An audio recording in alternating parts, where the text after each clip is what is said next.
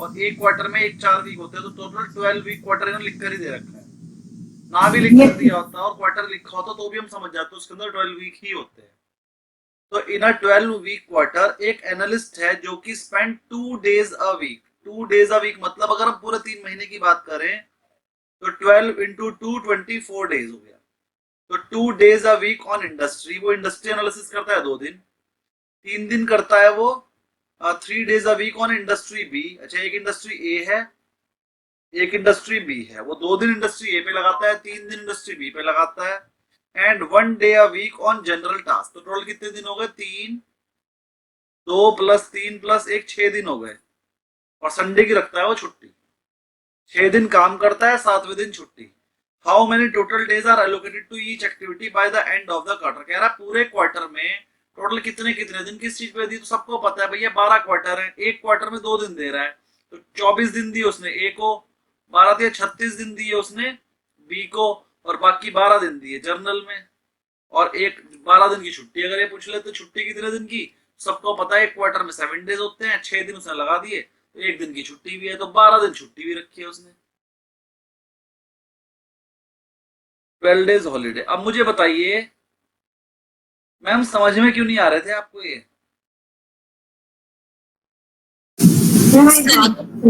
ये दो तो थोड़ा ठीक लगा, इसके बाद के थोड़ा ज्यादा कंफ्यूजन है। चलो फिर थर्ड पे आ जाते हैं। Analyst X evaluate X company and Y company by using weighted score 70% weight on profit margin।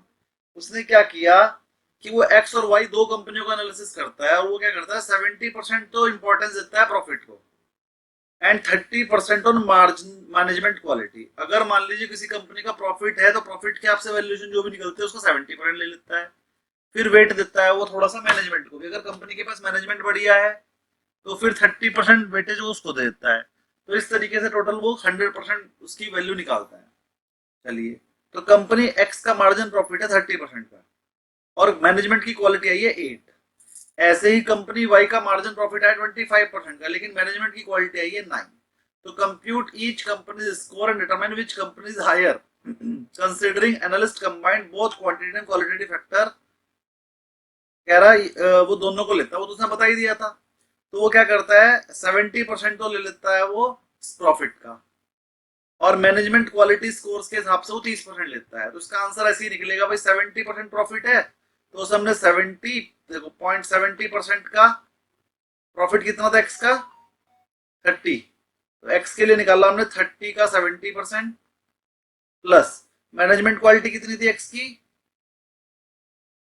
8। तो 8 का, और वो लगता कितना है 30% उसका, तो 8 का 30% कितना आया 30 का 70% करा तो 21 आया, प्लस 8 का 30% करा तो कितना आया 8 का 30% करा तो 2.4 आएगा, 2.4 आएगा।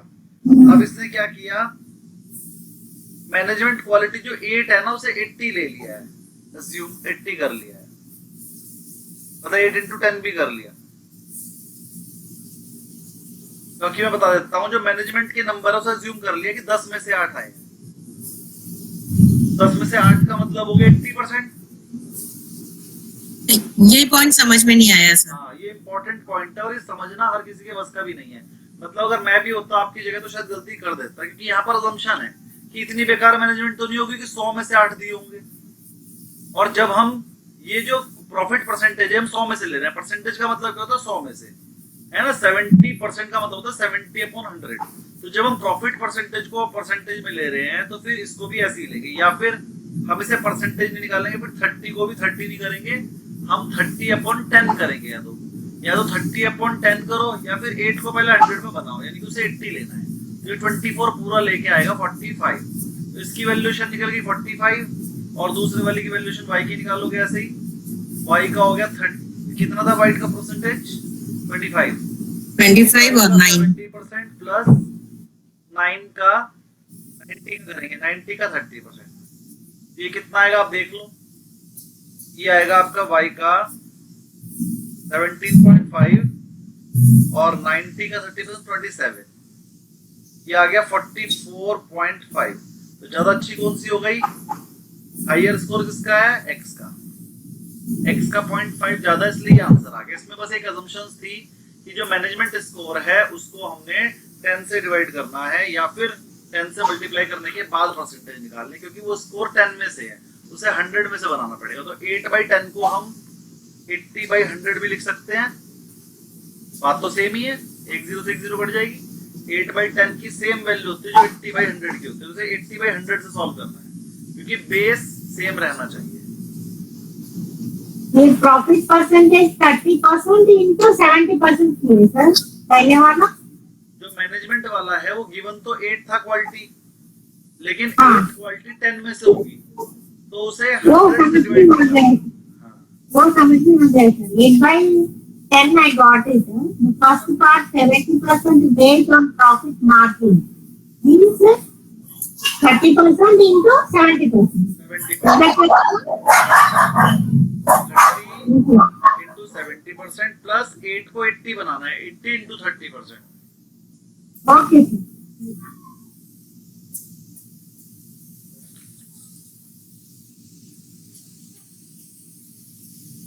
नेक्स्ट क्वेश्चन देखिए, fourth.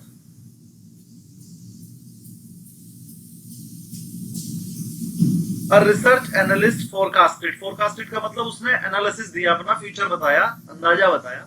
Research analyst forecasted revenue 5 lakh for Q1। अब ये कंफर्म नहीं है इतना आएगा, उसने सिर्फ अंदाजा लगाया कि ये जो कंपनी है ये 5 लाख का रेवेन्यू Q1 में करेगी और 6 लाख का करेगी Q2 में, मतलब 20% की ग्रोथ देगी एक ही क्वार्टर में। 5 लाख से 6 लाख के रेवेन्यू पे जाएगी, मतलब 20% की ग्रोथ हो गई, 1 लाख रुपए की ग्रोथ होगी ना 5 लाख पे। तो हमने यहीं से अपने आप से निकाल लिया कि 20% की ग्रोथ कर रही है कंपनी एक ही क्वार्टर में, but actual revenue were 450 and 630 respectively. Calculate the forecast error. Forecast error मतलब कितना हमारे फोरकास्टिंग से कम हो गया। तो पहले क्वार्टर में उसने 5 लाख का फोरकास्ट किया था, लेकिन 4.5 लाख 10% हो गया है ना। लेकिन जो फोरकास्ट निकालते हैं वो एक्चुअल पे निकालते हैं। तो 50,000 कमाया डिवाइड बाई 4,50,000 इंटू 100, ये आ गया 11.11%। और Q2 की एरर कितनी थी? 30,000 एक्स्ट्रा हो गई, तो 30,000 डिवाइडेड बाई 6,30,000 इंटू 100, ये आई सिर्फ 4.76%। लेकिन जो ये वाली थी ये माइनस में थी और ये वाली है प्लस में, क्योंकि यहाँ पर 50,000 कम हुआ था, यहाँ पर 30,000 ज्यादा हुआ है। तो ये वाली माइनस में है और ये वाली प्लस में है। तो अगर वो पूछे टोटल कितना हुआ, तो ये माइनस में है 11.11% और ये वाला 4.76% जो है प्लस में है। तो ये तो आपको पता होगा ना, अगर एक चीज माइनस में हो 11.11 और एक चीज प्लस में हो और डिवाइडेड बाई 2 करना हो एवरेज निकालने के लिए, तो इन दोनों को प्लस माइनस में माइनस समझता है, तो पता होगा ना 7.94/2 आ जाएगा आंसर। पता है? Yes sir. अगर एक फिगर माइनस में हो एक प्लस में हो तो माइनस। हाँ जी, फिर से समझाऊं?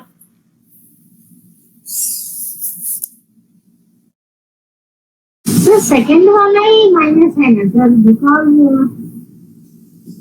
दे फोरकास्टेड मोर नो, फर्स्ट वाला माइनस। देखिए ये उसकी प्रोजेक्शंस थी,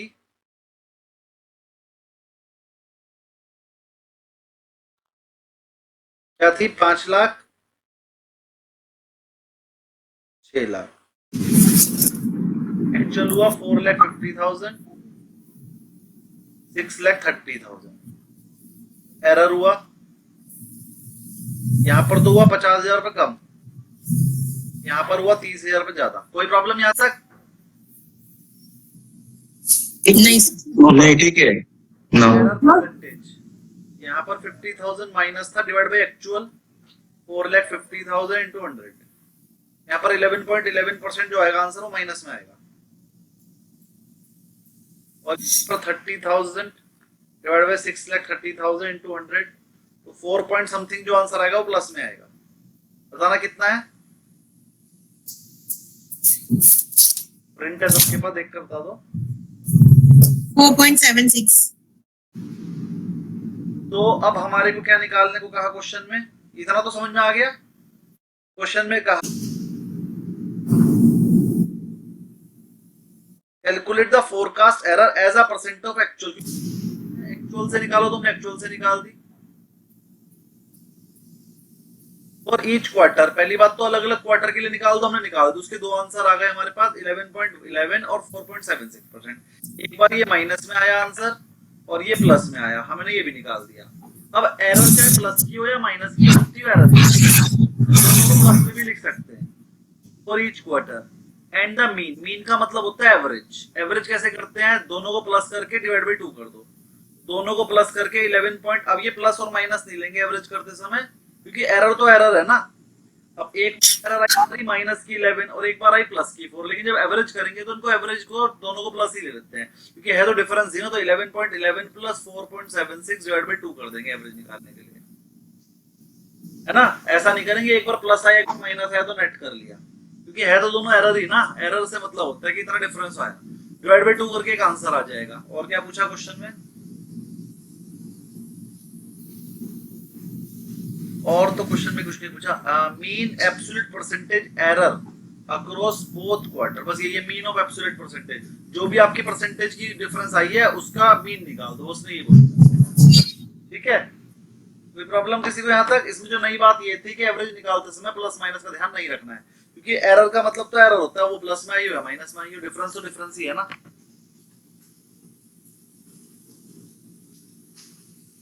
अगला क्वेश्चन चलो, यहाँ तक कोई प्रॉब्लम तो नहीं है, बताइए।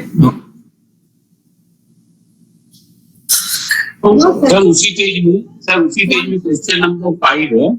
यही वाला, इसके नीचे वाला नहीं, उसी पेज में ऊपर में क्वेश्चन नंबर 5, ये वाला। मैनेजमेंट। जब आप कंपनी से बात करोगे, मैंने खुद पढ़ने के लिए कहा था ऊपर, आपने पढ़ा होगा, कोई बात नहीं, बता देता हूँ। जब भी आप कंपनी के मैनेजमेंट से बात करोगे, what principle should research analyst uphold to maintain integrity, कौन सा उसे ध्यान रखना पड़ता है, क्या सर उसे ध्यान रखना पड़ता है कि जो भी बात आप मैनेजमेंट से करोगे वो आप किसी को नहीं बताओगे, सिर्फ अपने रिपोर्ट में लिख सकते हो, वो भी रिपोर्ट में भी सिर्फ वही वाली बातें लिखोगे जो पब्लिक डोमेन में है। आंसर पढ़ते हैं। Accept all information provided without verification, management जो भी बोलेगा वो मानोगे, ऐसा नहीं है। आप मैनेजमेंट की बातें सुनते हो, फिर अपना विवेक लगाते हो, अपना ध्यान भी लगाते हो, अपना दिमाग भी लगाते हो, इधर उधर से कंफर्मेशन भी कर सकते हो, क्योंकि मैनेजमेंट गलत भी बता सकता है, कल को आप उसे लेबल नहीं ठहरा सकते। Share confidential information with other, बिल्कुल गलत, किसी को भी नहीं बताओगे कॉन्फिडेंशियल इंफॉर्मेशन, बल्कि कॉन्फिडेंशियल इंफॉर्मेशन तो आपको मैनेजमेंट से पूछनी भी नहीं चाहिए। सी मेंटेन कॉन्फिडेंशियलिटी, बिल्कुल ठीक है। अवॉइड कॉन्फ्लिक्ट्स ऑफ इंटरेस्ट, और अगर आपका कहीं पर आपने शेयर खरीद रखे हैं या आपकी मैनेजमेंट से दोस्ती है तो सब यूज नहीं करोगे। कॉन्फ्लिक्ट ऑफ इंटरेस्ट मतलब कोई फ्रॉड नहीं करोगे, अपने फायदे के लिए काम नहीं करोगे। कॉन्फ्लिक्ट ऑफ इंटरेस्ट मतलब अपने फायदे के लिए काम नहीं करोगे, बिल्कुल सही है ये आंसर है। Use the information to influence, गलत, मार्केट इन्फ्लुएंस करने के लिए इंफॉर्मेशन यूज नहीं करोगे आप, इसका सही आंसर है सी। क्या प्रॉब्लम आ रही थी आपको इस वाले में? सर वो कॉन्फ्लिक्ट ऑफ इंटरेस्ट की थोड़ा सा समझ में आ गया, अपने फायदे के लिए, समझ में। बिल्कुल। सर एक और है सर, क्वेश्चन नंबर 1.4 उसी के बगल वाले पेज पे है, पेज नंबर 22।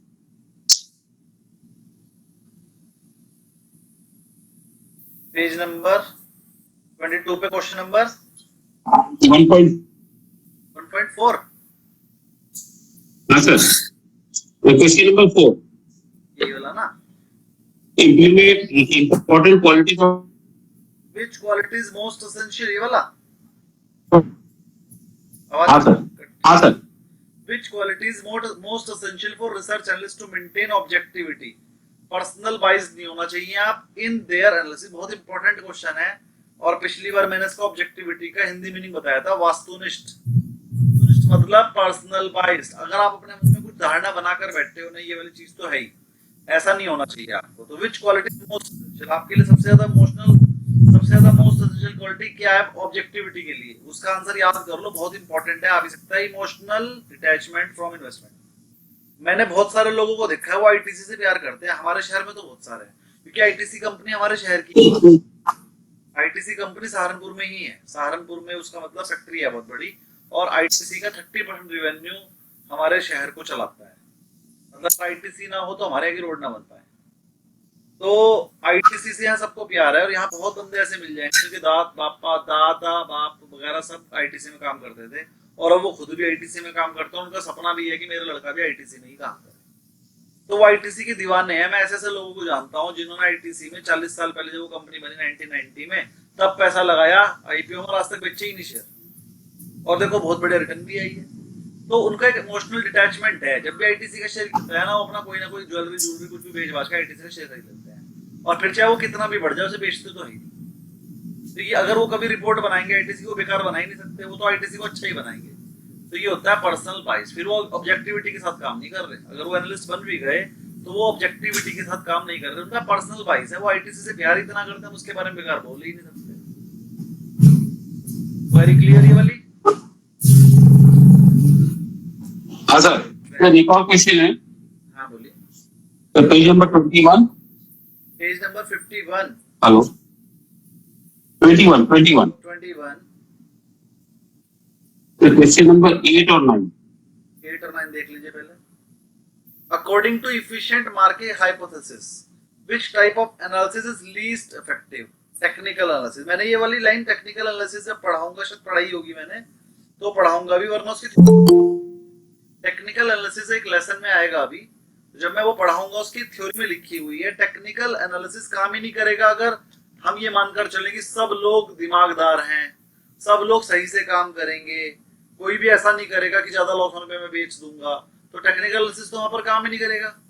टेक्निकल एनालिसिस तो बेसिक पार्ट इसी चीज का है कि लोगों के पास पैसे खत्म हो जाएंगे ज्यादा गिरने पे, तो मार्केट भले गिरी हुई है लोगों के पास पैसे शॉर्ट हो जाएंगे, डर ज्यादा लगेगा उन्हें, तो भी वो बेच देंगे। जब मार्केट 22-25 हजार पे थी तब तो किसी ने बेचा नहीं। जैसी मार्केट 15 हजार पर आएगी ना तो लोगों को पता नहीं है क्यों लगने लगता है अब तो मार्केट जीरो हो जाएगी और वो बेच बेच के भागने लगते हैं। तो ये टेक्निकल का ही पार्ट है कि जब मार्केट अपने लेवल तोड़ देती है, 25 हजार पे कोई बेचने को तैयार नहीं था लेकिन अगर 21 हजार तोड़ दिया तो मैं बेच दूंगा, ऐसा तो टेक्निकल एनालिसिस ही बोलता है। लेकिन अगर पूरी मार्केट समझदार हो जाए, एफिशिएंट मार्केट हो जाए, हाइपोथेसिस हो जाए, हाइपोथेसिस मतलब दमचन, एफिशिएंट मार्केट मतलब पूरी मार्केट समझदार। अगर पूरी मार्केट समझदार हो जाए तो फिर भैया गिरी हुई मार्केट में कौन बेचेगा? तो वहां पर टेक्निकल एनालिसिस तो बिल्कुल काम करेगा ही नहीं, क्योंकि टेक्निकल एनालिसिस तो उल्टा होता है ना। टेक्निकल एनालिसिस बोलता है अगर इतने बेच दो, इतने से ऊपर ब्रेकआउट हो जाए तो खरीद लो। मतलब वो कहता है जब ऊपर चली जाए तो खरीद दो, जब नीचे चली जाए तो बेचो, ऐसा ही बोलता है ना वो। ये वाली लाइन में आपको थ्योरी में पढ़ाऊंगा, टेक्निकल एनालिसिस का लेसन आएगा अभी, लेकिन अभी के लिए आप याद कर लो एफिशिएंट मार्केट हाइपोथेसिस में टेक्निकल एनालिसिस काम नहीं करता है। 9th question, what is the confirmation बाइस? ये बिल्कुल वही ऑब्जेक्टिविटी जैसे ही होता है, लेकिन ऑब्जेक्टिविटी में तो आप अपने से कंफर्मेशन बाइस लेते हो, अपने आप से टेंशन में होते हो कि मुझे आईटीसी के बारे में बुरा बोलना ही नहीं है, और ये कंफर्मेशन बाइस होता है आप किसी पे विश्वास करते हो। अगर उसने एक बार बोल दिया कि आईटीसी बढ़िया शेयर है तो फिर चाहे कोई कितना ही कह ले आईटीसी बेकार है, आपने क्योंकि कंफर्मेशन कर रखी है और उस बंदे पे आपको इतना विश्वास है कि आप किसी और की सुनोगे ही नहीं। तो जब आपने किसी है तो फिर आप किसी और की सुनते ही नहीं हो। तो accepting only information that supports existing belief. Existing belief मतलब किसी चीज पे आपको पहले से विश्वास है, आपको या आपके किसी बंदे को, और आपने बस उसको फाइनल अपने मन में बसा लिया है कि भैया इसके अलावा मैंने कुछ सुनना ही नहीं है।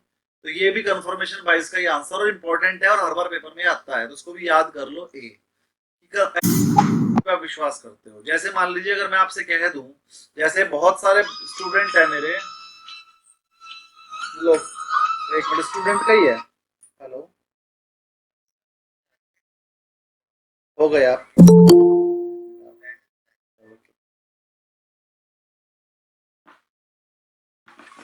ठीक, सब टाइम से आया करें वरना एडमिट करने में प्रॉब्लम होती है और हमें पता भी नहीं चलता है। लेकिन ये अच्छी बात है कि अगर एडमिट ना हो रहा हो तो कॉल मुझे ही करा करें।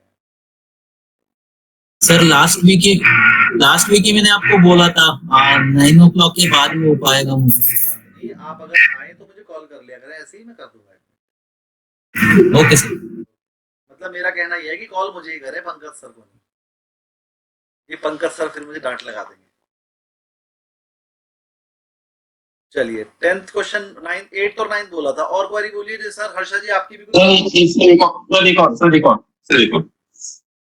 क्वेश्चन नंबर 7 सर, इससे पहले question number 7, Which financial metric measures a company's profitability? इनमें से कौन सा कंपनी की प्रॉफिट बताता है? बताओ जी, आप ही बताओ। क्या earning per share? EPS. EPS बताएगा ना सर? Yes, sir, EPS ही EPS. बताएगा ना प्रॉफिट के बारे में। EPS. तो moving average, relative strength index और बॉलिंगर बैंड, तीनों के तीनों इंडिकेटर है। और फाइनेंशियल मैट्रिक के अंदर टेक्निकल एनालिसिस का कोई चीज आता ही नहीं है, तो इसका आंसर है ईपीएस। ईपीएस की है जो फाइनेंशियल प्रॉफिट है, और ईपीएस से ही प्रॉफिट पता चलता है भाई। प्रॉफिट तभी तो नंबर ऑफ शेयर्स डिवाइड करके ईपीएस निकालोगे, तो इसका आंसर है ईपीएस। आंसर पता है सर, आंसर समझ में आ गया सर, आंसर समझ में आ गया। इसमें दो वर्ड आया है आरएसआई, सर उसमें दो वर्ड आया आरएसआई और बॉलिंग, उसको समझना है। ये इंडिकेटर के नाम है।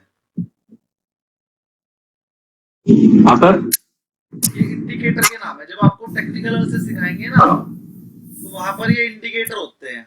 अब इंडिकेटर तो 2000 तरीके के होते हैं, सारे के सारे नहीं सिखा सकते और ना ही पेपर में आएंगे, ठीक है। इसका मतलब होता है एवरेज। जैसे आपने ये चार्ट बनाया, ये आपकी शेयर का चार्ट था, ऐसे ऐसे ऐसे, और ये वॉल्यूम थी थोड़ी सी ऐसे ऐसे करके वॉल्यूम। तो वॉल्यूम और प्राइस का एवरेज करके एक एवरेज का चार्ट बनता है। ये एवरेज का चार्ट है। पता नहीं आज क्या हो रहा है, ये बस चली जा रही है। ये एवरेज का चार्ट है।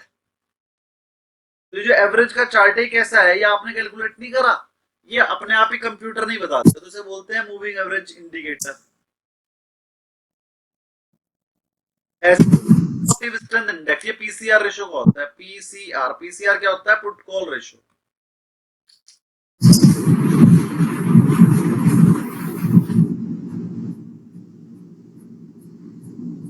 पुट कॉल रेशियो, तो पुट कॉल रेशियो को बोलते हैं रिलेटिव स्ट्रेंथ इंडेक्स, आरएसआई। बहुत ही इंपॉर्टेंट होता है, मैं इसका बहुत यूज करता हूँ। और तीसरा होता है बॉलिंगर बैंड। बॉलिंगर बैंड क्या बोलता है? मान लो आपके शेयर का प्राइस ये था, तो ये दो चार्ट बनाते हैं, ऊपर का बनाते हैं, नीचे का। तो ये दो है ना, ये बॉलिंगर बैंड है। ये क्या बोलता है कि शेयर का प्राइस ना तो इससे ऊपर जाएगा ना इसके नीचे जाएगा, रेंज के अंदर है। और अगर इसने रेंज काट दी तो फिर ये बोलता है अभी भागते ही चला जाएगा। तो बॉलिंगर बैंड एक ऐसा है। तो जो लोगों को स्ट्रेटेजी वाली बनानी होती है कि इससे ऊपर भी जाए इससे नीचे भी है, तो बॉलिंगर बैंड का यूज करते हैं। अब ये स्ट्रेटेजी कौन सी होती है, कैसे बनती है, ये सब हम आपको एनआईएसएम 8 में सिखाएंगे। एक होती है हमारी ब्लास्ट स्ट्रेटेजी, वो बॉलिंगर बैंड से बनती है। और एक होती है हमारी जैसे आप लोग करते हुए स्विंग ट्रेडिंग, जिसे बस ये पता करना चाहिए कि मार्केट ऊपर जाएगी कि नीचे के लिए 2 मिनट में, बस 2 मिनट में ऊपर जाएगी या नीचे के लिए आप ट्रेड बनाते हो और फिर एकदम से प्रॉफिट लेके निकल जाते हो। तो उसके लिए हम यूज करते हैं आरएसआई इंडिकेटर या फिर पीसीआर रेशियो। ये कैसे करते हैं, ये एनआईएसएम 8 का पार्ट है, वहां सिखाएंगे। क्योंकि ये फ्यूचर ट्रेडिंग है, ऑप्शंस ट्रेडिंग है। ऑप्शन ट्रेडिंग आपके कोर्स में यहाँ पर नहीं है। Okay sir, thank you. Next query बोलिए। सर पेज नंबर 24 में एक मिनट, पेज नंबर 21 से पहले किसी की कोई क्वेरी है? पेज नंबर 21 से पहले कोई क्वेरी नहीं है, सब हो गया? Yes sir. Very good. और किसी की भी नहीं है? 22 पेज नंबर पे बोलिए कोई क्वेरी हो तो। 22 पे भी कोई क्वेरी नहीं है? 23 पे बोलिए। 23 पे हम क्वेश्चन करा रहे हैं, पहले 23 के करा देते हैं, फिर करेंगे 24 की। One question, page number 21. 21 question number Question number 12. Analysis and decision making cognitive parameter of a research analyst role are affected by which of the following? देखिए, आपने पहले एनालिसिस किया, फिर आपने डिसीजन लेना है। तो ये किस किस चीज पे डिपेंड करते हैं? देखिए, मैनेजमेंट 6 पे करते हैं, बिल्कुल करते हैं। एनालिसिस करने के बाद जो डिसीजन मेकिंग करते हैं, एनालिसिस और डिसीजन मेकिंग, मैनेजमेंट अगर इथिकल है तो आप उसे ज्यादा वैल्यूएशन दोगे, नहीं होगा तो नहीं दोगे। इस चीज पे डिपेंड करते हैं, बिल्कुल ठीक। रिवेन्यू एंड कॉस्ट पे करते हैं, बिल्कुल। अरे रिवेन्यू और कॉस्ट के बिना तो एनालिसिस होगा ही नहीं। तो रिवेन्यू पे भी करते हैं, कंपनी का रिवेन्यू कितना है, मतलब सेल कितनी है और कॉस्ट कितनी है, तभी तो प्रॉफिट निकलेगा। तो रिवेन्यू और कॉस्ट पे भी करते हैं। और किस तरह की है कॉस्ट, फिक्स कॉस्ट कितनी है, वेरिएबल कितनी है, सेल बढ़ने पे कॉस्ट कितनी बढ़ेगी, सेल बढ़ने पे कॉस्ट बढ़ेगी कि नहीं बढ़ेगी, इसमें तो करता ही है, बिल्कुल ठीक है। इफिशिएंसी ऑफ ऑपरेशंस, कंपनी के काम करने का तरीका, ये कंपनी की प्रॉफिटेबिलिटी उसकी ऑपरेशंस, इफिशिएंसी और ऑपरेशन से ही डिपेंड करती है। कल को अगर ऑर्डर ज्यादा आ गया तो क्या कंपनी कर पाएगी उसे मैनेज? इस चीज पे वैल्यूएशन डिपेंड करती है कि कंपनी का कल को ग्रोथ रेट क्या होगा, कंपनी कल को काम कर पाएगी कि नहीं कर पाएगी। इसके आंसर हो गया ऑल ऑफ द अबव। क्योंकि तीनों चीजों से कंपनी के प्राइस पे आपका एनालिसिस करते समय आप उसके जो टारगेट दोगे उस पर डिपेंडेंसी आती है। Clear ma'am? And yeah, clear. And efficiency of operations means only depends upon the how much orders they take and the strategic planning what they have done. Okay, sir? Efficiency of operation means if company get more orders, can they manage with the same Manage. efficiency? Can they manage in the same cost, in the same efficiency, with the same labor, and with the same infrastructure? Right. Okay.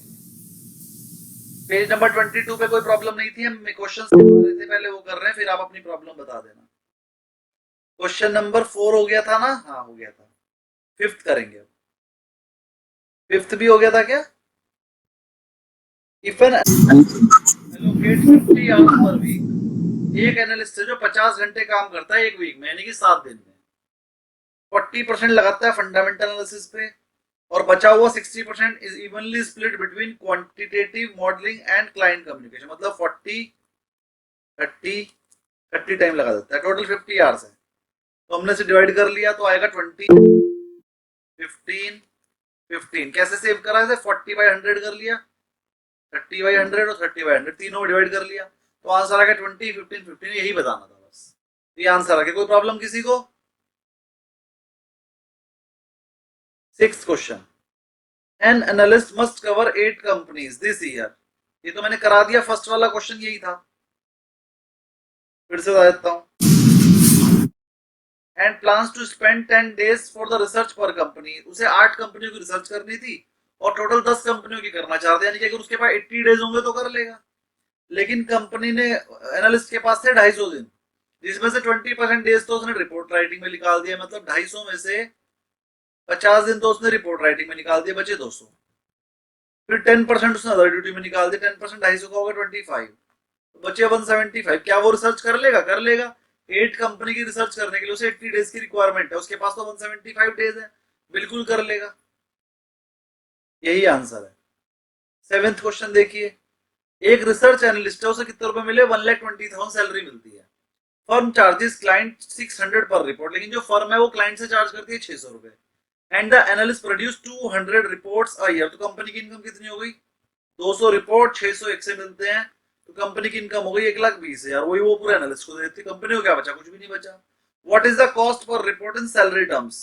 Salary terms में 1,20,000 वो देते हैं analyst को, और analyst 600 report निकालता है, तो एक रिपोर्ट की कॉस्ट हो गई 200 रुपए। ऐसे करिए डिवाइड करके, तो एनालिस्ट जो उनको एक रिपोर्ट बनाकर देता है वो 200 रुपए की पड़ती है। What is the cost per report in salary term? 200 also. एक आंसर समझ में आ गया? 200 वाला 200 ही आएगा। 600 निकालता, सॉरी 200 रिपोर्ट निकालता तो 600 रुपए पड़ गई। एनालिस्ट पूरे साल में 200 रिपोर्ट्स करता है और 120 लेता है, तो 1,20,000 डिवाइड बाय 200, तो 600 की एक रिपोर्ट पड़ गई मैनेजमेंट को। Also if each report yield 600 का रेवेन्यू भी मिल रहा है, व्हाट इज द नेट पर report after covering salary cost? तो उनको कोई प्रॉफिट नहीं हो रहा, 600 रुपए एनालिस्ट ले रहा है और 600 रुपए देखो 1,20,000 एनालिस्ट ने लिए, 1,20,000 उनके खर्च होगा, उनको कुछ बचा ही नहीं। 600 रुपए पर रिपोर्ट की उनको कॉस्ट आई और 600 रुपए पर रिपोर्ट ही वो ले रहे हैं क्लाइंट से, तो उनका ब्रेक इवन पे है, जीरो पे है, कुछ नहीं बच रहा। किसको समझ में नहीं आया? 7th क्वेश्चन नहीं आया तो दोबारा बताऊंगा, जल्दी बोलिए। सबको नहीं सर, वापस बताइए सर। बता देते हैं। सर जो क्लाइंट जो रिसर्च एनालिस्ट है वो 1,20,000 लेता है और 200 रिपोर्ट निकालता, तो एक रिपोर्ट की कॉस्ट कितनी होगी? 1,20,000 डिवाइड बाई 200, 600 रुपए की एक रिपोर्ट होगी। समझ में आ गई? हाँ सर, ये आ गया। Very good. अब वो क्लाइंट से कितने चार्ज कर रहे हैं? 600 रुपए क्लाइंट दे रहे हैं, 600 क्यों पड़ रही है? उन्हें प्रॉफिट कितना? जीरो। बस यही है क्वेश्चन। आगे आप समझ में? हाँ सर। 8 देखते हैं। फिर से एक एनालिस्ट है, पानी देना।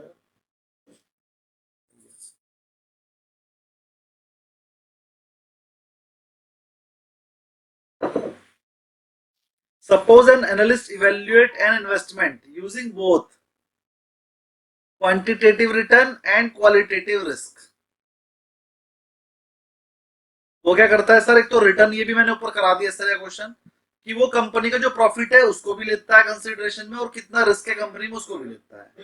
वो कह रहा है जो क्वांटिटेटिव रिटर्न है वो कंपनी का 12% है, एंड क्वांटिटेटिव रिस्क वो है 6/10। देखो ये परसेंटेज में है तो 12/100 है, तो ये जो रिस्क है इसे भी 100 में कन्वर्ट करना पड़ेगा। 6/10 को हम 60/100 भी बोल सकते हैं ना, तो हम इसे 60/100 बोलेंगे। And the analyst assign 80% weight on return, कह रहा जो भी रिटर्न होगा उसको तो मैं 80% ले लूंगा, मतलब 12% का 80% प्लस ये जो 6 था ना, इसे 60 गिनेंगे, 60 का 20%, बस जो आंसर आएगा वही आंसर। तो 12×96 9.6 प्लस 1.2, 60 का 20% 12, ये आ गया आंसर मेरे हिसाब से 21.6। ठीक है, ये 6.12 आएगा। 60 का 20% कितना आएगा, ये गलत कैलकुलेट हुआ है इसका, फिर यहाँ पर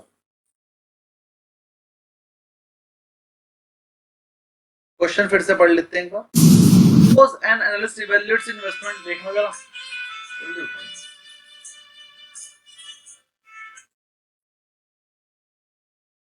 Quantitative expected return 12%, qualitative risk score is 6/10, and the analyst assign 80% weight on return, 20% to risk, scaled 0 to 1 पे ही compute the combined score, scaled 0 to 1 पे ही लेना है।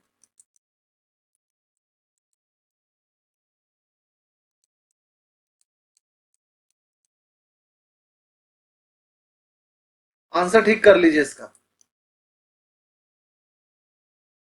आंसर ये आएगा इसका 21.6। समझ में आ सर स्केल 0 to 1 मतलब क्या है सर? स्केल वो कौन सा बोली था? 0 to 1 कोई दिक्कत नहीं है, वो 0 to 1 हो, 1 to 10 हो, जो मर्जी हो। वो 20% लेने को कह रहा है तो हम 20% तो लेंगे ही ना। अब अगर मान लीजिए क्वालिटेटिव रिस्क कंपनी का 60% है, तो हम 60% करेंगे, 20% 16 to 20% भी करेंगे, तब भी आंसर यही आएगा।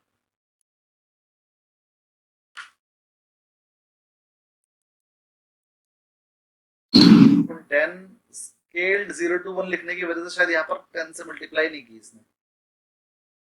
देखिए वैसे तो अगर हमारे को अगर एक तरफ परसेंटेज गिवन हो और एक तरफ 10 तक का गिवन हो तो 100 में कन्वर्ट करना पड़ता है। हमने ये वाला क्वेश्चन किया था ऊपर, क्वेश्चन नंबर ये रहा 5। क्वेश्चन नंबर 5 में हमने यही किया था, 50 आवर्स का 40% इन द फंड। अच्छा ये नहीं 5 नहीं, कौन सा था, ये 3 था। तो यहां पर हमने किया था 70% का 30%, 70-30 करता था वो, और कंपनी को जो उसने क्वालिटी दी थी वो यहाँ पर ये दी थी 8, तो हमने 8 का 80 बनाया था। तो ये बिल्कुल ठीक था क्वेश्चन। क्वेश्चन नंबर 3 और क्वेश्चन नंबर 9 8, क्वेश्चन नंबर 3 और क्वेश्चन नंबर 8 एक साथ करेंगे आप लोग।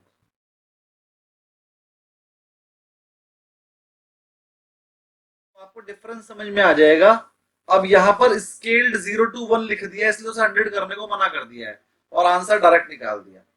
तो चलिए इसे एज इट इज रहने देते हैं। अगर लिखा हो स्केल्ड 0 to 1, 0 to 1 का मतलब होगा कि मतलब इसे 100 के हिसाब से नहीं करना है, अगर लिखा हो। ठीक है, तो आंसर क्या हुआ सर?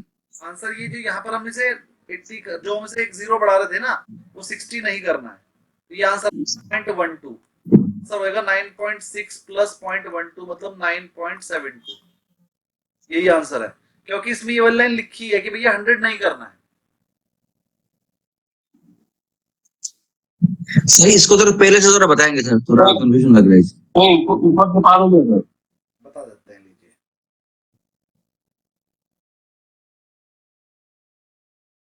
देखिए जरा, तो सही मैंने कहा कि एक कंपनी का अगर 12% का रिटर्न है और उसकी मैनेजमेंट क्वालिटी 9/10 है, तो हम उसे कैसे करेंगे भैया, इसमें 70% वेटेज दूंगा, मतलब 12 का 70%, 8.4 तो ये आ गया।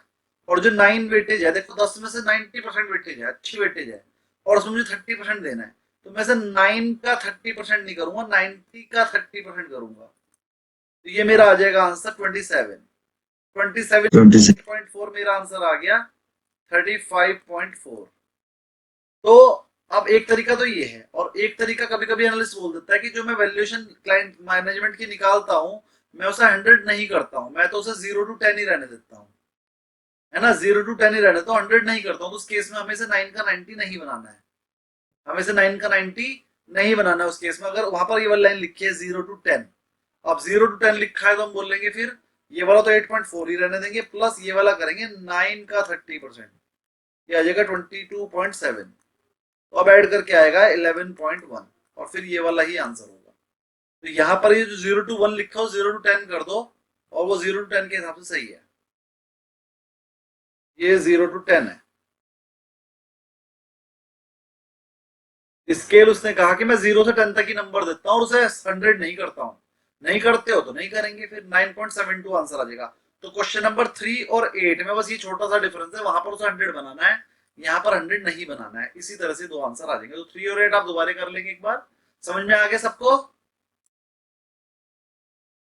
Yes sir. नहीं समझ में आएगा तो कल फिर पूछ लेंगे, मैं फिर से बताऊंगा। 9th क्वेश्चन और देख लीजिए, बहुत ही बढ़िया क्वेश्चन है, और इतने आएंगे नहीं पेपर में इतने हार्ड, लेकिन आपको अपनी मैथ्स ठीक करनी है तो ये कर लेना। आ भी सकते हैं, कोई वो थोड़ी इससे हार्ड भी आ सकते हैं। An analyst estimate that effective interaction with company management improve forecast. वो कह रहा है अगर हम मैनेजमेंट से बात करते हैं तो हमारा फोरकास्ट 15% से अच्छा हो जाता है। If the baseline accuracy without interaction 60%, वो कह रहा है कि मेरी बेसलाइन एक्यूरेसी 60% हो तो बताओ इंटरेक्शन करने के बाद कितनी हो जाएगी। देखो 60% तो पहले से ही थी, 60% का 15% और बढ़ेगा। देखो 60% तो पहले से ही थी, प्लस 60% का 15% और बढ़ जाएगा, तो 60 तो पहले से ही थी। 60 इंटू 15/100 करोगे तो आंसर आएगा अपने आप निकल के 9। तो 69% आंसर आ गया। कोई प्रॉब्लम? डायरेक्ट मत जोड़ देना, 60 प्लस 15 75 मत कर देना। 60% ट्रैक्शन से तो पहले ही आपकी एक्यूरेसी थी, अभी 15% जो बढ़ेगी वो 60 की बढ़ेगी। किसी को कोई प्रॉब्लम सर? ऐसा क्यों? किसी को कोई प्रॉब्लम नहीं है? Very good. मतलब इसका आंसर ऐसा नहीं सर, आपने जो वर्किंग किया और आपको जो आंसर है वो थोड़ा मतलब ये डिफरेंस है। देखिए मतलब डिफरेंस मतलब आंसर सेम है मगर आप वो वाली वर्किंग सीख लो, जिसकी होगी ना उसी वाली वर्किंग भी समझ में आ गई है। 1 प्लस 15 का मतलब होता है 60 का 115% कर दिया हमने डायरेक्ट, तो भी आंसर 69% ही है, 69% आ जाएगा। 60 का 115/100 करोगे तो आंसर डायरेक्ट आ जाएगा। तो ये वर्किंग यही है। देखो 1 प्लस 15% का मतलब होता है 100 प्लस 15%, ये 115% कर दिया 60 का डायरेक्ट। ये देखो 60 इंटू 1.15, 1.15 का मतलब भी मैंने बताया था ना जब फ्यूचर वैल्यू। अच्छा आपने भी फ्यूचर वैल्यू सीखी नहीं है, आगे एक लेसन आएगा उसमें सिखाऊंगा ये चीज में, ये वर्किंग समझ में आ जाएगी। आपको जोन सी वाली वर्किंग समझ में उससे कर लीजिए। मेन बात ये है कि 60 के अंदर 15% ऐड करना है 60 का ही। 60 इंटू 15% करके 9 रुपीज आया, 9 प्लस 60 करके 69 आया। समझ में आया सर? हाँ सर। कोई क्वेरी अभी भी दोबारा समझा देंगे अगर हो तो? नहीं है? अंजन कुमार जी आपकी क्वेरी बोलिए।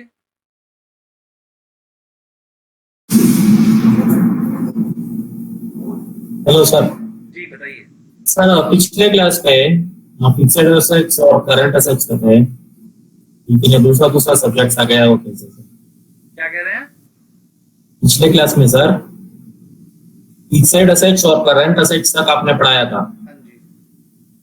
लेकिन ये पेज नंबर 23 24 ऐसा चला गया सर आज का क्लास। में तो मैंने सब पढ़ा दिया, ये तभी तो होमवर्क दिया था। आपने लास्ट क्लास देखी नहीं शायद। फिक्स एसेट करंट एसेट के बाद एक क्लास और आई है, क्लास नंबर 5th थी शायद वो, उसमें हमने कैश फ्लो स्टेटमेंट भी पढ़ा दिया। तो वो सैटरडे क्लास था सर? सैटरडे नहीं था सर, फ्राइडे की थी। फ्राइडे तो मैंने अटेंड किया था सर। टोटल 5 क्लास हुई हैं, 5वीं क्लास फ्राइडे वाली थी, सैटरडे संडे कोई क्लास नहीं हुई है। और जो 5th क्लास थी फ्राइडे वाली, उसमें हमने कैश फ्लो स्टेटमेंट पढ़ाया था, अगर आपको याद हो। उसमें आप रेवेन्यू कैपिटल वो सब पढ़ाया था। हाँ वो भी पढ़ाया था, एक्सपेंसेस का जी। कैश फ्लो स्टेटमेंट भी पढ़ाया था। 4th में पढ़ाया हो सकता है, मतलब 5th मैंने 5 क्लासेस टोटल कर दी हैं, 5 की रिकॉर्डिंग अवेलेबल है, आप चेक कीजिए। जी जी सब पढ़ा दिया था। अब ओके। आपकी क्वेरी बोलिए क्या है, मैं दोबारा बता दूंगा, बताइए क्या अभी समझ में नहीं सर क्वेरी कुछ नहीं है सर, बस यही अच्छा, जानना था। आपको ये लग रहा है कि मैं बीच में कुछ छोड़ दिया है? नहीं मुझे लगता है जंप हो गया करके। हाँ, आपको ये लग रहा है ना मैंने कुछ छोड़ दिया है, तो बाकी सब स्टूडेंट बता देंगे मैंने कुछ छोड़ा, आपकी कोई क्लास मिस हुई है या आपकी कोई क्लास आधी रह गई होगी, आधी पढ़ ली होगी आपने। नहीं सर उसका उसका पहले का क्लास में मिस किया था, वो उसमें जो चाइनीज वॉल सभी आया है ना। उसकी रिकॉर्डिंग पढ़ लीजिए एक बार रिकॉर्डिंग देख जी, जी, जी, वो देख लूंगा sir.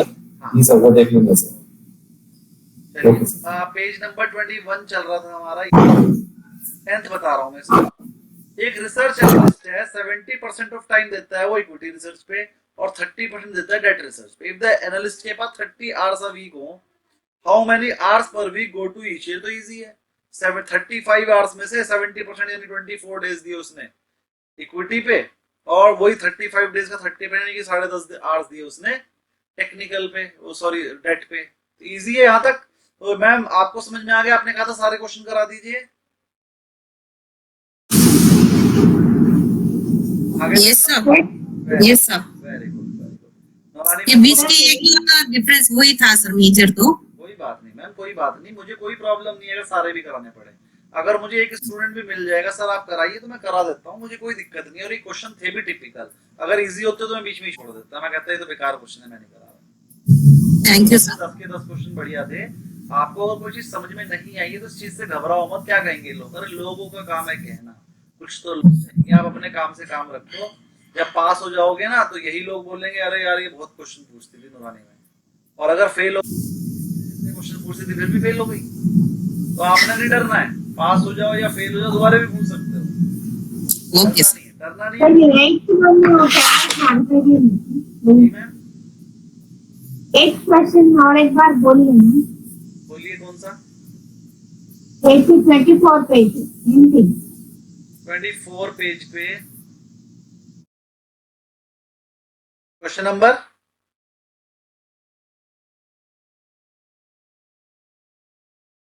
Radha ji, question number 24 page पे 8 8।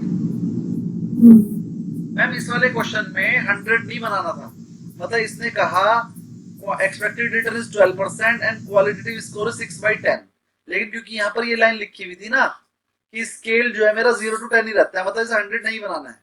100 नहीं बनाना है तो 6 को 6 ही रहने देंगे, 60 नहीं करेंगे। तो यहाँ पर हम क्या करेंगे, 12 का 80% कर लेंगे प्लस 6 का 20% कर लेंगे और आंसर निकाल लेंगे।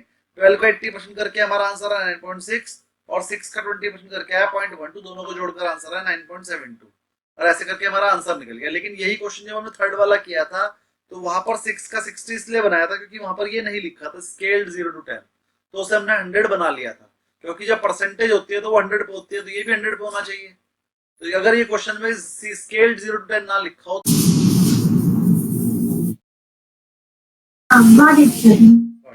ओके जी।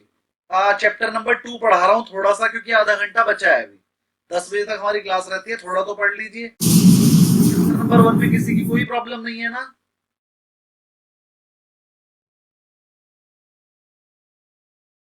No, sir. नहीं है, बहुत ही बढ़िया बहुत ही बढ़िया। तो कल एक मॉक टेस्ट रख दें आपका। Yes sir. Yes sir. जितने भी बैच इसी सब अपने आप को check कीजिए पहले।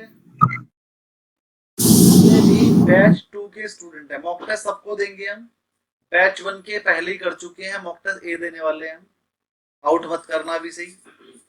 मॉक टेस्ट ए के नाम से आपके पास एक मॉक टेस्ट आएगा, वो लेसन नंबर 1 से रिलेटेड होगा, और क्वेश्चन जो है लेसन के बीच में से भी आ सकते हैं, कहीं से भी आ सकते हैं। आप अपनी थ्योरी न्यूमेरिकल अच्छे से तैयार कर लीजिए चैप्टर नंबर 1 का, और वो मॉक टेस्ट सबके सब देंगे, सबके सब स्टूडेंट्स को मॉक टेस्ट देना है। पंकज सर कॉल कर करके पूछेंगे आपने क्यों नहीं दिया, तो सबके सब ने कल की डेट में ही वो मॉक टेस्ट दे देना है।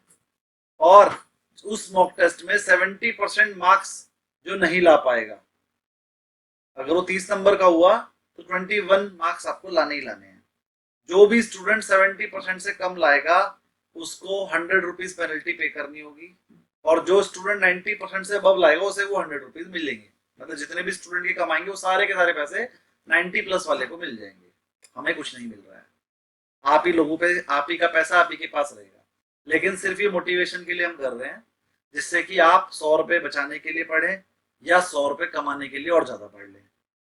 तो अब आपने मेहनत करनी है। 70% से कम लाने वाले को 100 रुपए तो देने पड़ेंगे, वो कोई बड़ी अमाउंट नहीं है, लेकिन उसे ये पता लग जाएगा कि मैं बहुत गलत तरीके से पढ़ रहा हूँ, मैं सही से नहीं पढ़ पा रहा हूँ। अगर वो एक लेसन में भी नहीं 70% ला पा रहा है, तो पेपर में पास होने के लिए 70% चाहिए, और वहां पर सारे चैप्टर आएंगे, फिर कैसे पास होंगे? तो सबको क्लियर और एग्री हैं आप इस चीज के लिए, 100 रुपए कमाने के लिए और 100 रुपए देने के यस सर। लिए? Yes, sir. Very good, very good. तो कल हम आपको मॉक टेस्ट दे देंगे, मोस्ट प्रोबेबली सुबह ही दे देंगे 10-11 बजे। शाम तक आपने एक बार ही मॉक टेस्ट देना है। मॉक टेस्ट देने के बाद आपने उसका स्कोर खींच लेना है, जितना भी है, चाहे कम आए और चाहे ज्यादा है, सबको लेना है वो स्कोर। और वो स्कोर लेने के बाद आपने हमें व्हाट्सएप ग्रुप पे डाल देना है। ग्रुप पे डालना है, शर्माना नहीं है। 30 में से चाहे 2 नंबर भी आए, ग्रुप में डाल देना है, और फिर हम डिसाइड करेंगे किससे कितना लेना है। फिर वो आपस में एक दूसरे को हम करवा देंगे। भैया हमें डायरेक्ट मत करना, हम आपको डायरेक्ट एक दूसरे के बता देंगे कैसे करना है, वो कर देना। 100 रुपये पता लग जाए कौन कितने दिया और कौन कितने लिया। चलिए चैप्टर नंबर 2 थोड़ा सा पढ़ेंगे। चैप्टर नंबर 1 बहुत अच्छे से हमने किया, 5 क्लास लगाई है। अब किसी भी चैप्टर में 2 क्लास से ज्यादा नहीं लगेंगी, थोड़ी सी स्पीड बढ़ाएंगे, है ना, क्योंकि 13 चैप्टर है और 5-5 क्लासेस लगाएंगे तो 60 क्लास लगेंगी, इतनी नहीं करनी है। अभी जो बचे हुए 10-12 चैप्टर है उनमें 2-2 क्लास लगेंगी। मैक्सिमम 20 क्लासेस में आपका कोर्स खत्म हो जाएगा अगली, यानी टोटल 25 क्लास हो जाएंगी, 5 हो चुकी हैं, तो 20 क्लासेस अब आपकी और लगेंगी। 25 क्लास में ये पूरी बुक खत्म हो जाएगी और आपको बढ़िया से समझ में आएगा। टेंशन मत लीजिए, नहीं समझ में आएगा तो चाहे 50 क्लास भी लगे हम लगाएंगे। चलिए चैप्टर नंबर 2 का श्री गणेश करते हैं। Introduction to securities market. आज हम आपको सिखाने पाने वाले हैं ये शेयर मार्केट क्या होती है। Meaning of security in finance. Security, अब वहां पर जब आपने एक डेफिनेशन पढ़ी थी तो वहां पर क्या था कि सर आप स्टॉक्स का एक रिसर्च एनालिस्ट कहां पर एक स्टॉक को कर सकता है, बॉन्ड या डेट को कर सकता है, और अदर सिक्योरिटी। अदर सिक्योरिटी की डेफिनेशन ये आ गई, और मैंने कहा था उसके अंदर म्यूचुअल फंड भी हो जाते हैं। तो अब हम चेक करेंगे सर सिक्योरिटी की डेफिनेशन में क्या क्या आता है। तो अब यहां से आप पढ़ लीजिएगा, मैंने वहां पर आपको शॉर्ट में बता दिया था कि भैया सिक्योरिटी क्या होती है बाद में बताऊंगा, लेकिन अभी के लिए समझ लो म्यूचुअल फंड भी आता है। अब यहाँ पर वो आपको मैं बिल्कुल डिटेल में बता रहा हूँ कि सिक्योरिटी की डेफिनेशन होती क्या है। In finance security is a tradeable financial instrument. हर एक वो फाइनेंशियल इंस्ट्रूमेंट जो ट्रेडेबल हो उसे हम सिक्योरिटी बोल देंगे। और म्यूचुअल फंड की यूनिट भी ट्रेडेबल होती है, आप जब मर्जी उसे बेच सकते हो, जब मर्जी उसे खरीद सकते हो। दैट होल्ड अ वैल्यू, जिसकी एक वैल्यू हो, एंड रिप्रेजेंट ऑनरशिप। डेट हो या राइट ऑफ एसेट भी हो, उसे भी हम सिक्योरिटी बोल देंगे। डेट हो या राइट टू एसेट भी होगा ना, तो उसे भी हम सिक्योरिटी। राइट टू एसेट क्या होता है, जब हम किसी, जैसे मान लीजिए एक बहुत बड़ी बिल्डिंग है, बिल्डिंग के अंदर बहुत सारे फ्लोर और बहुत सारे फ्लैट हैं,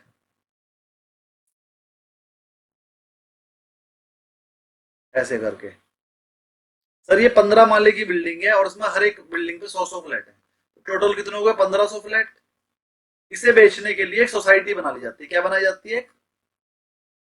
सोसाइटी। और ये 1500 के जो जमीन है वो सोसाइटी के नाम होती है, जमीन होती है वो सोसाइटी के नाम होती है। सोसाइटी अपने पैसे से इसके ऊपर फ्लैट बना देती है। फ्लैट बनाने के बाद वो सोसाइटी के 1500 शेयर बनाती है। 1500 शेयर, उनका एक नंबर लिख देती है, share number 1, share number 2, share number 3, share number 4, share number 5, ऐसे करके 1500 नंबर तक डाल देती है। फिर वो कहती है अगर किसी को भी इसका फ्लैट खरीदना हो ना, तो हम फ्लैट की तो रजिस्ट्री कर ही नहीं सकते, क्योंकि ट्रांसफर ऑफ प्रॉपर्टी एक्ट में ये लिखा हुआ है कि जब भी आप प्रॉपर्टी ट्रांसफर करोगे तो वो प्रॉपर्टी की जमीन भी उसकी होनी चाहिए और छत भी उसकी होनी चाहिए। तो जमीन और छत तो एक बंदे की है ही नहीं, क्योंकि जिसकी जमीन तो किसी की है ही नहीं, सबकी छत, जमीन बिक रही, छत तो किसी की है ही नहीं। तो ट्रांसफर ऑफ प्रॉपर्टी एक्ट के हिसाब से इसका हो ही नहीं सकता था। तो इसका रजिस्ट्रेशन करने के लिए क्या बनाया इन्होंने, सोसाइटी बनाई, और सोसाइटी ने अपने शेयर बनाए और शेयर के अंदर लिख दिया कि जिसके पास शेयर होगा, जिसके पास शेयर होगा वो उस फ्लैट में रह सकता है उतने दिन तक जब तक उसका वो शेयर है। मतलब कहने का कि आपने उसे फ्लैट बेचा ही नहीं, फ्लैट वो हमेशा सोसाइटी का ही है। फ्लैट तो वो हमेशा से सोसाइटी का था, लेकिन सोसाइटी ने एक रूल बनाया कि जिसका शेयर होगा वही उस फ्लैट में रहेगा। तो एक तरह से बिक गया, लेकिन वो फ्लैट में आपके नाम नहीं आया, आपके नाम क्या आया? शेयर। किस किस को मेरी बात समझ में आ गई? अनम्यूट करके बताइए किस किस को मेरी बात सर मुझे नहीं समझ में। आपको दोबारा बताएंगे। और किस किस को आ गई? No, I didn't get it. और किसी को Yeah. समझ में, Okay. और किसी को समझ में आई है? क्या बात, किसी को समझ में ही नहीं आई? सर थोड़ा बहुत सर। Property is मैं दोबारा बता share of the property they are doing. Undivided share. मैं बता देता हूँ। देखिए फ्लैट है,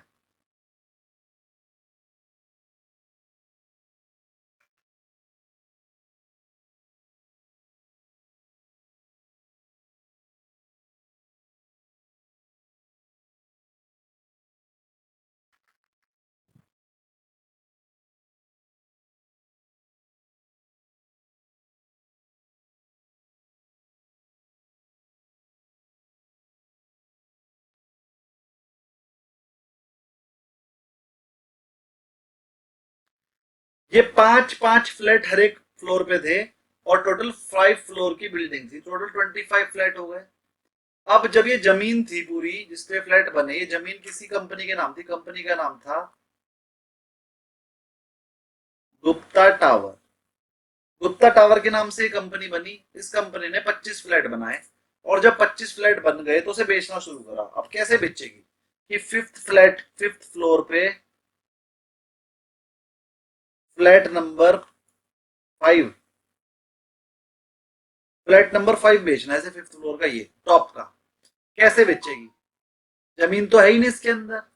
अच्छा एक और चीज, फ्लैट नंबर 10 बिक गया किसी के पास। फ्लैट नंबर 10 कह रहा है मैं अपना फ्लैट तोड़ रहा हूं, मेरी मर्जी, मेरा फ्लैट है, मुझे बताओ। फ्लैट नंबर 10 का मालिक मैं हूं, मैं तो तोड़ रहा हूं। अरे मैं 10 तोड़ दूंगा, 5 वाला नीचे गिर जाएगा। और जिसने 25 लिया होगा वो कह रहा मेरा घर है, मैं तो इसमें बम फोड़ूंगा, मेरा घर है। या फिर 25 वाले ने कहा भाई मेरा मन कर रहा है, मैं तो इसके अंदर जो है खिड़की खोल लूंगा ऊपर अपनी छत में। अगर उसने छत में खिड़की खोल दी तो 20 वाले के घर के अंदर देखता रहेगा पूरे दिन। तो इसके लिए क्या होता है, ये पूरी की पूरी बिल्डिंग को गुप्ता टावर के नाम कर दिया जाता है पहले ही। ये पूरी की पूरी बिल्डिंग गुप्ता टावर के नाम है। गुप्ता टावर ने क्या करा, एक एग्रीमेंट किया फ्लैट नंबर 1 के साथ कि तुम इस फ्लैट में रह सकते हो, कोई खिड़की नहीं खोल पाओगे, कुछ चेंजेस नहीं कर पाओगे, लेकिन फ्लैट के मालिक तुम हो ना, तुम्हें कोई किराया देना है ना कुछ, और तुम जो है इस फ्लैट नंबर 1 में रह सकते हो। अब रहने के लिए वो क्या करेगा, वो अपना शेयर इसको दे देगा, फ्लैट नंबर 1 का शेयर इसके नाम कर देगा और उसमें रूल बना देगा भाई जिसके पास फ्लैट नंबर 1 का शेयर होगा वही उसका मालिक। फिर जब उसे फ्लैट नंबर 1 वाले मालिक को कुछ बेचना होगा अपना फ्लैट, तो वो फ्लैट नहीं बेचेगा, वो शेयर बेच देगा। और जिसको शेयर बेचेगा वो मालिक हो जाएगा, वही रहने लगेगा, लेकिन वो भी इसमें कुछ चेंजेस नहीं कर पाएगा। मालिक होने के बाद भी वो इस फ्लैट में कोई चेंज नहीं कर पाता। ये रूल है इस तरीके का। जब भी फ्लैट सिस्टम पे बिकता है तो वो रेजिडेंशियल सोसाइटी बनाकर ही बिकता है। और आपने देखा भी होगा जितने भी फ्लैट सिस्टम वाली बिल्डिंग्स होती हैं वो हमेशा किसी न किसी सोसाइटी के नाम पर रजिस्टर्ड होती है। पैरामाउंट ट्यूलिप है ना, पार्श्वनाथ डेवलपर्स, इस तरह की सोसाइटी के नाम से रजिस्टर्ड होती हैं और वो ऐसे ही करके बिकती हैं। ये आपके कोर्स का पार्ट नहीं है, मैंने फिर भी समझा दिया है। कोई प्रॉब्लम यहाँ तक? No sir. No question. तो अब जो है शेयर, जो सोसाइटी का शेयर बिक रहा है, ये भी सिक्योरिटी है।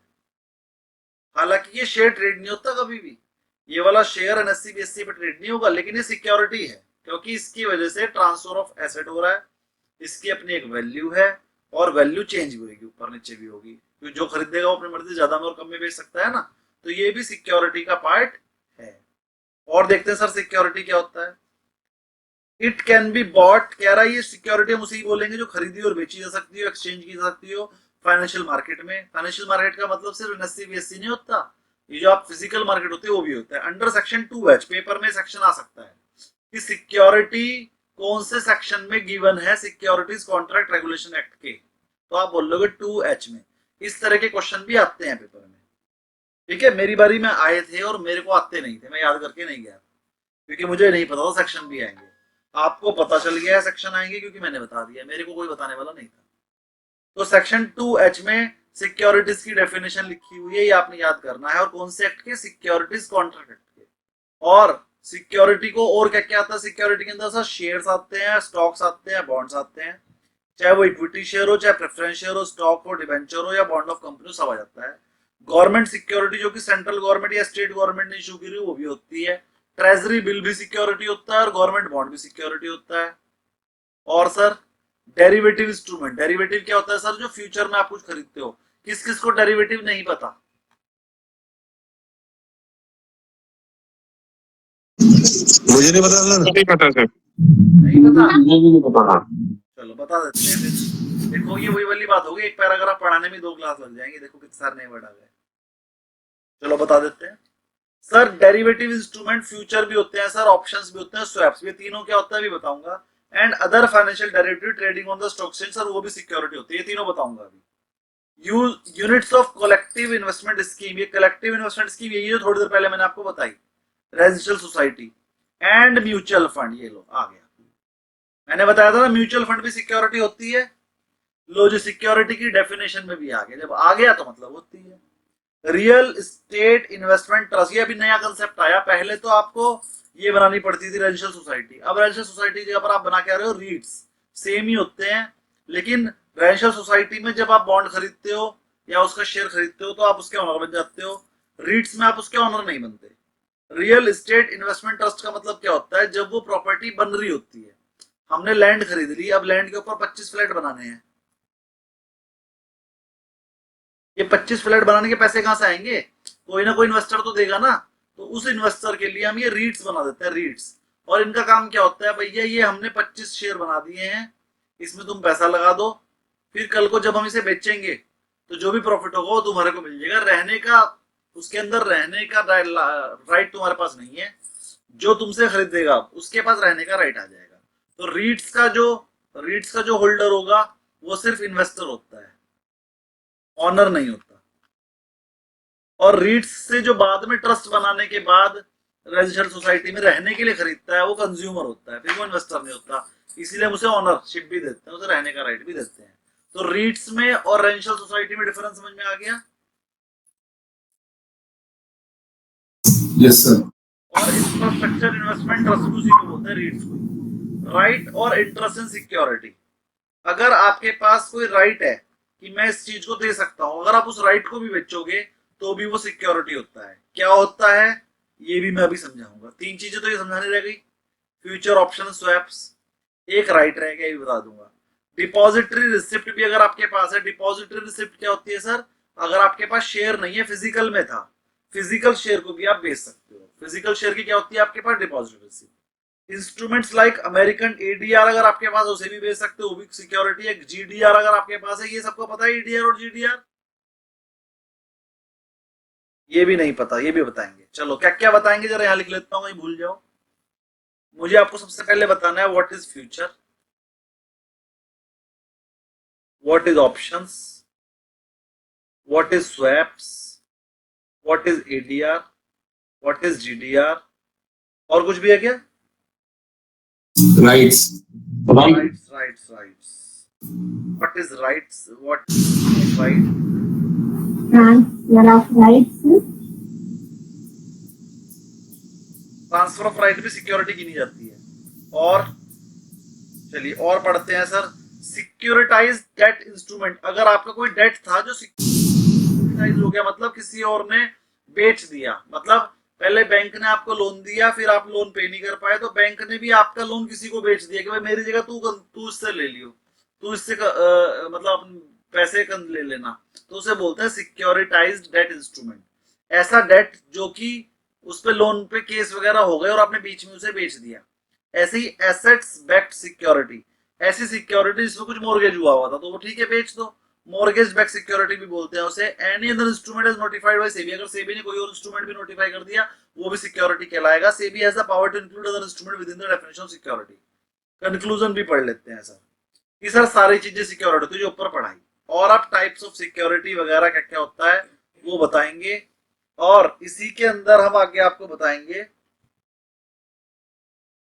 चलो पहले वो बता देते हैं जो मैंने ऊपर लिख दिया, बाकी इसमें भी है वो दोबारा से, लेकिन वहां पर दोबारा पढ़ लेना, पहले मैं बता देता हूँ। अच्छा टाइम बचा है सिर्फ 15 मिनट, और अगर मैंने सारी चीज पढ़ानी स्टार्ट करी तो कम से कम 6 चीजें हैं मैं 5-5 मिनट तो लगा ही दूंगा, तो आधे घंटे की क्लास हो जाएगी, बता दूं ना, आधे से पौने घंटे की क्लास हो जाएगी, मतलब 10:30 बजे तक चल जाएगी क्लास, कोई दिक्कत तो नहीं है? हाँ सर बताइए सर, मैं इधर कोई दिक्कत नहीं है। Very good very good. किसी को हो तो बोल दीजिए अभी भी। कोई है सर? 10:30 तक तो ज्यादा हो जाएगा। नहीं है? नहीं है ना? Okay. ओके नहीं है sir. Very good very good. तो अब कोई छोड़कर मत जाना क्लास की, सर नींद आ रही थी, खाना की भूख लग गई, ऐसा मत करना, है ना? मुझे भी लग रही है वो, लेकिन आप 10:30 बजे खाएंगे, पूरा करके आंसर। चलिए स्टार्ट करते हैं। 20 स्टूडेंट हैं क्लास में, देख लिए मैंने, एक भी कम नहीं होना चाहिए। पहला है हमारा व्हाट इज फ्यूचर। बहुत इंपॉर्टेंट कंसेप्ट, इधर ध्यान समझिए। हम ट्रेडर जो शेयर है ना, शेयर 3 तरीके से खरीद सकते हैं। कैश, फ्यूचर जिसे एफओ बोलते हैं, ऑप्शन। तो इसको हम इस तरह से भी लिख सकते हैं कि शेयर हम 2 तरीके से खरीद सकते हैं, कैश या फिर डेरिवेटिव।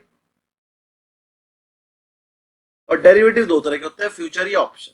ऐसे अपने पास ऐसे बना लीजिए।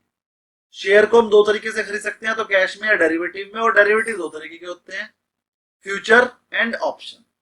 डिफरेंस बताते हैं। अगर आपने 100 रुपए के 1000 शेयर खरीदने हैं, तो 1 लाख रुपए के हो गए वो। 100 रुपए का एक शेयर है और 1000 शेयर खरीदने हैं, नंबर ऑफ शेयर है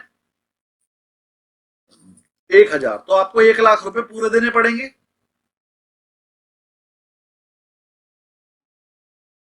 एक लाख रुपए पूरे देने पड़ेंगे और आपके डीमैट अकाउंट में शेयर आ जाएंगे। इसे तो बोलते हैं हमने कैश दिया और शेयर खरीदे। इसमें कोई टाइम लिमिट नहीं है, आप 10 साल रखो, 20 साल रखो, 50 साल रखो, जिंदगी भर रखो, एक बार आपने पैसे दे दिए, चीज आपकी हो गई। दूसरा तरीका होता है फ्यूचर में। फ्यूचर में खरीदने का फायदा ये होता है कि अगर आपको 100 रुपए वाला 1000 शेयर खरीदने हैं जिसकी वैल्यू है 1 लाख रुपए, लेकिन खरीदने के लिए आपको सिर्फ 15,000 रुपए देने पड़ेंगे। 15%, 10% से लेके 20% तक का पैसा ही देना पड़ता है बस। तो 1 लाख रुपए का माल खरीदने के लिए आपको सिर्फ 15,000 रुपए देने हैं, बाकी हो गया लोन। बाकी हो गया लोन। फ्यूचर में खरीदने का फायदा यही है। दूसरा फायदा फ्यूचर में कि कैश में आप सिर्फ खरीद सकते हो। अगर आपके पास 1 लाख रुपए हैं तो पैसे दो और खरीद लो, और अगर बेचने का मन है तो पहले शेयर आपके पास होना चाहिए, तभी तो बेच पाओगे। अगर आपके रिलायंस के 1000 शेयर आपके पास हैं तो आप बेच पाओगे, वरना नहीं बेच पाओगे। लेकिन फ्यूचर में आपके पास शेयर हो या ना हो, आप बेच सकते हो, लेकिन एक टाइम लिमिट होती है इसकी। टाइम लिमिट से पहले पहले आपको खरीदना भी पड़ेगा।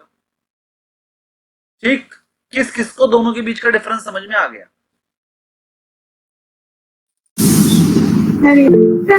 Tell us one. आज ऐसा आप समझ में आ गए सर? किसको नहीं आया वो भी बता दो। Sir, future you just tell us once again. No? Future तो भी मैं बहुत सारा बताने वाला हूँ। दोबारा समझते हैं, राधा मैम को समझ में नहीं आया। आ गए हमको थोड़ा एक बार और क्लैरिटी देनी है, मुझे पता है आपको तो समझ में आया। 15%. हाँ हाँ, सब समझ आता है। फ्यूचर दोबारा समझा देता हूँ, मैंने पूरा समझा है, इन्हें समझ में कहाँ आएगा, अभी समझा रहा हूँ। फ्यूचर के नाम से ही पता चल रहा है कि sir I will deliver it in future. आप क्या कहते हो? सर मैं 100 रुपए वाले 1000 शेयर खरीदना चाहता हूँ जिनकी वैल्यू है 1 लाख रुपए। अभी मेरे से 15,000 ले लो, और मैंने आज नहीं खरीदना चाहता हूँ, मैं वो खरीदना चाहता हूँ 1 महीने बाद। इनकी डिलीवरी डेट होती है 1 महीने बाद की, तो डिलीवरी डेट पे मैं बाकी पैसे दूंगा और खरीद लूंगा। इसे बोलते हैं फ्यूचर। लेकिन डिलीवरी डेट से पहले ही अगर आप बेच दोगे अपना फ्यूचर जो खरीदा था, तो बस फिर प्रॉफिट लॉस हो जाएगा। अब जरा एग्जांपल के लिए समझ लो, आपने 100 रुपए वाले 1000 शेयर खरीदे थे, अभी हो गए 105 के, तो 1000 शेयर पे आपको कितना प्रॉफिट हुआ? 5,000 का। आपने पैसा लगाया था 1 लाख रुपए, 5,000 का प्रॉफिट हो गया आपको, तो कितने परसेंट हो गए? 5,000 रुपए। यही शेयर आपने फ्यूचर में खरीदे थे, 100 रुपए का शेयर 1000 शेयर खरीदे थे 1 लाख रुपए के, लेकिन देने कितने पड़े? 15,000। अब ये 105 का हो गया और 1000 शेयर थे आपने बेच दिए, तो आपके 1,05,000 में बिक गए। तो आपको प्रॉफिट यहाँ पर भी 5,000 का हुआ, लेकिन लगाए कितने थे आपने? 15,000। तो इंटू 100 करके देखा हमने, 33.33% का प्रॉफिट हो गया। किसी को कोई प्रॉब्लम? यहाँ पर इन्वेस्टमेंट थी 1 लाख, प्रॉफिट था 5,000। यहाँ पर इन्वेस्टमेंट थी 50,000, प्रॉफिट है 5,000, 33.33%। मतलब फ्यूचर में कम पैसा लगाकर भी उतना ही प्रॉफिट होता है जितना कैश में पूरा पैसा लगाकर होता है। इसको समझ में अभी भी नहीं आया, Got it.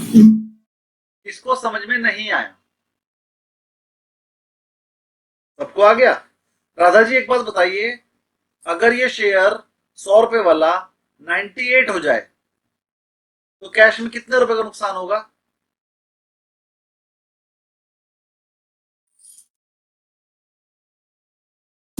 2%.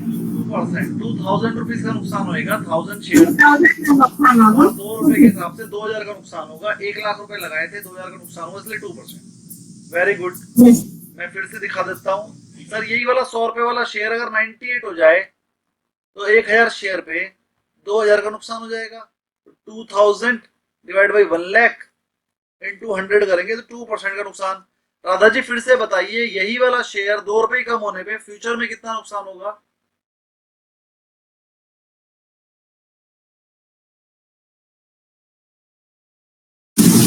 Same thing. 2000 का ही नुकसान होगा, डिवाइड बाई 15,000 15,000. और इसको सॉल्व कर लेंगे हम, जो भी आएगा उसको सॉल्व कर लेंगे। 13.33. 7 पॉइंट समथिंग ज्यादा आएगा। रुकिए, ये 13.33. 30 से 30 जाएंगी, ये हो जाएगा 200 डिवाइड बाई 15। 13.33 sir. सर 13.33. 13.33. आ गया। तो किसको ये सब समझ में नहीं आया? सर फ्यूचर में प्रॉफिट भी ज्यादा होता है तो लॉस भी ज्यादा होता है। जब हमारे को कैश में 5% का प्रॉफिट हुआ था तो फ्यूचर में 33% का प्रॉफिट हुआ था, और जब हमारे को कैश में 2% का लॉस हुआ तो फ्यूचर में 13% का लॉस हुआ। जब फ्यूचर में कैश में 5% का लॉस होगा तो फ्यूचर में 33% का लॉस होगा। मतलब फ्यूचर में प्रॉफिट भी 3 गुना होता है तो लॉस भी 3 गुना होता है। मतलब more risk more return. Cash में लो रिस्क लो रिटर्न, रिटर्न भी कम आएगा तो लॉस भी कम होगा। फ्यूचर में प्रॉफिट भी मोटा आएगा तो लॉस भी मोटा होगा। इसीलिए सेबी बोलती है जो छोटे इन्वेस्टर हैं, जो पढ़े लिखे नहीं है, जिन्होंने गुप्ता सर से कोर्स नहीं किया है, वो फ्यूचर में ट्रेडिंग ना करे। और सेबी ये भी बोलती है कि 100 में से 90 आदमी फ्यूचर में लॉस ही करते हैं, क्योंकि पढ़ लिख कर तो कोई आया नहीं, बिना पढ़े लिखे ट्रेड करते हैं, फिर उन्हें लॉस हो जाता है। पढ़ लिख के करोगे, मैं कैश में ट्रेड करता ही नहीं, मैं सिर्फ फ्यूचर में करता हूँ, क्योंकि मेरे को नॉलेज है। नॉलेज हो जाएगी तो कैश और फ्यूचर सेम है। जब आप नॉलेज से काम करोगे, विदाउट नॉलेज करोगे तो आपको पता ही नहीं हो क्या रहा है, फिर गड़बड़ हो जाएंगी। तो डिफरेंस समझना पड़ेगा। किसको फ्यूचर अब अच्छे से समझ में आ गया? I got it. Yes. sir. आगे समझ लो. 4 कोई आया बस? है सर, समझ में। समझ में आ गया सर। अभी जितना नहीं, सर, समझे clear उतना है। समझ में आया। 8 कोई आया बस? बाकी बचे हुए 8 कौन है जो बिल्कुल शांत बैठे रहते हैं? मैंने 8 बंदों के नाम नोट कर लिए हैं, मुझे बताया वो कौन से 8 है जो खाली शांत बैठे हैं। सर डेरिवेटिव्स तो एग्रीमेंट भी होता है ना सर? एक इसके डेरिवेटिव्स तो बेसिकली एग्रीमेंट है, मतलब जो डेरिवेटिव हम लोग जो मतलब एग्रीमेंट है कि हम फ्यूचर में इस चीज को खरीद लेंगे। खरीद लेते हैं।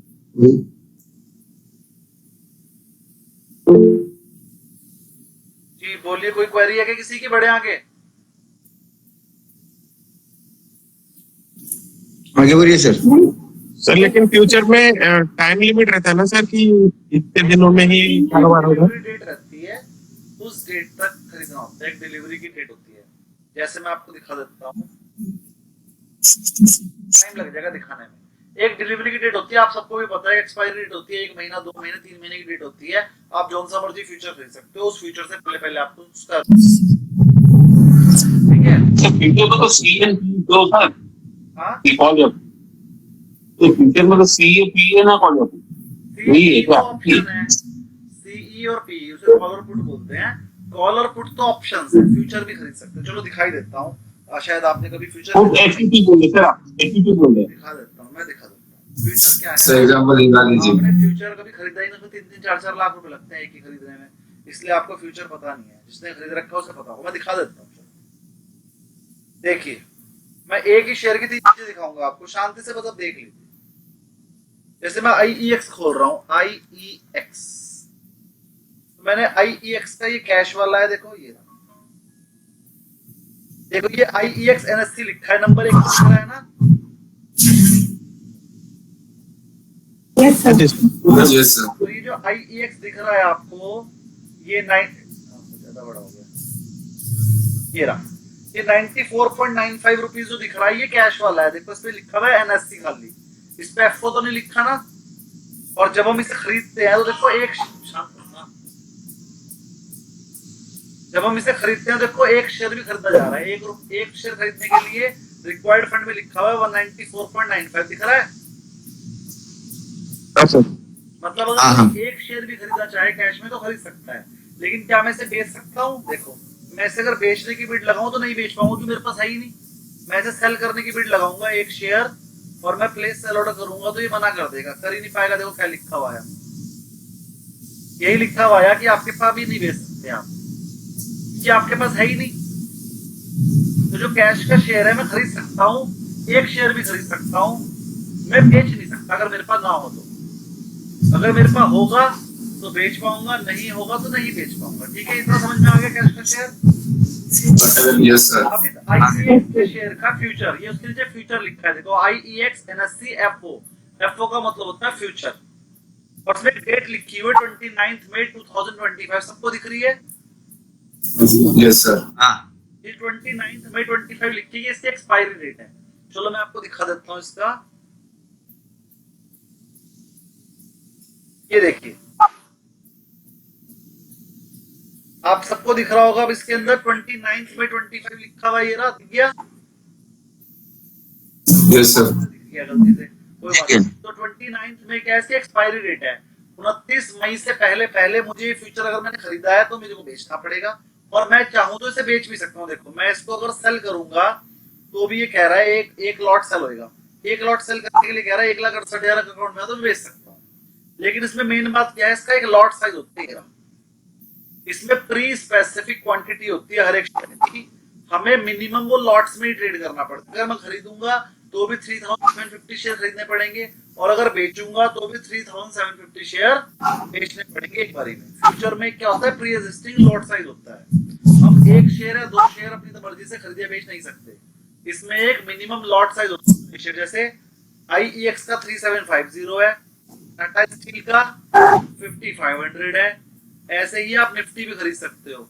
निफ्टी भी अगर मैं यहाँ चाहूँ तो लगा दूंगा फ्यूचर में, तो निफ्टी तो फ्यूचर में खरीदी जाती है, कैश में तो खरीदी नहीं जाती। तो मैं ये निफ्टी भी लगा सकता हूँ। ये आ गया मेरा निफ्टी,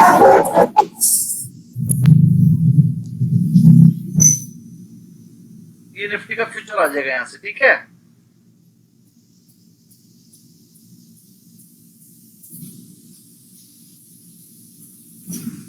ढूंढना पड़ेगा, आ जाएगा, लेकिन इंडाइसेस में आ नहीं रहा है।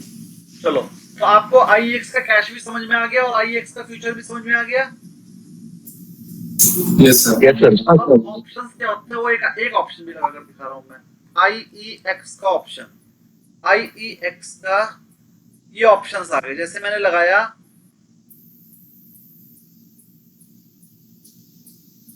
IEX का, मैंने 155 का पुट लगा दिया आपके सामने। देखो क्या क्या लिखा हुआ है, ये IEX का 29 मई की एक्सपायरी का 155 का पुट ऑप्शन है। ये 155 की जगह थोड़ा आगे का लगा देता हूँ। सॉरी सर, ये पुट क्या रहता है सर? वही बताऊंगा, वही तो पढ़ाना है, वही बता रहा हूँ। Okay sir.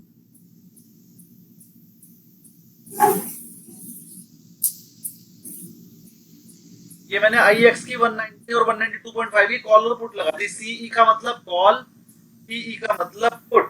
चलो अब एक क्वेश्चन हम हर्षा जी से पूछेंगे। हर्षा जी क्लास में आप? इजी है?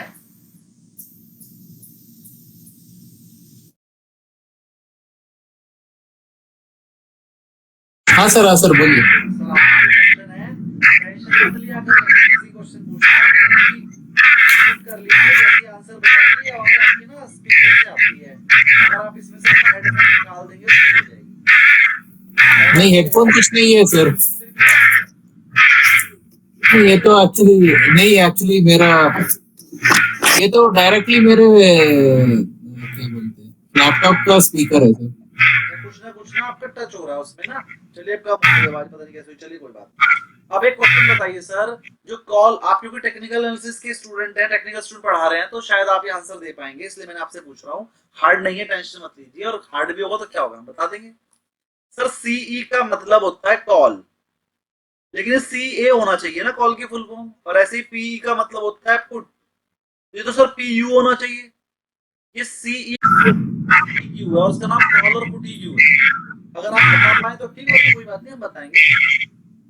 ये यूरोपियन स्टैंडर्ड है, इसलिए सीई मुझे है। कंफर्म आप बता देंगे, इसलिए आपसे पूछा। यूरोपियन क्या होता है सर यूरोपियन? सर पहले तो सीए पीएबी पहले था, वो अमेरिकन स्टैंडर्ड के तरफ से हो रहा था। तो वो क्या है कि वो एक्सरसाइज जो होता है ना, वो पहले तो खाली कैश सेटलमेंट होता था, अभी यहाँ पर स्टॉक सेटलमेंट भी होता है, तो वो उसका एक्चुअली डिफरेंस आता है। चलो आपने बताया तो बहुत बढ़िया, लेकिन थोड़ी सी गलती थी, तो हम थोड़ा सा आपका कंसेप्ट ठीक करेंगे। म्यूट हो जाइए, आंसर देते सबको। लेकिन हर्षा जी के लिए मैं क्लैपिंग करने के लिए कहूंगा कि यूरोपियन वाली बात किसी को नहीं पता थी, शायद बैच में किसी को पहले से पता थी ये? नहीं सर, मुझे पता नहीं किसको पता थी? हाँ सर। सर, मुझे पता नहीं। नाम बोलिए। स्वप्निल। स्वप्निल जी, चलिए फिर अब आप ये बताइए कि कॉल यूरोपियन होता क्या है, पता थी तो।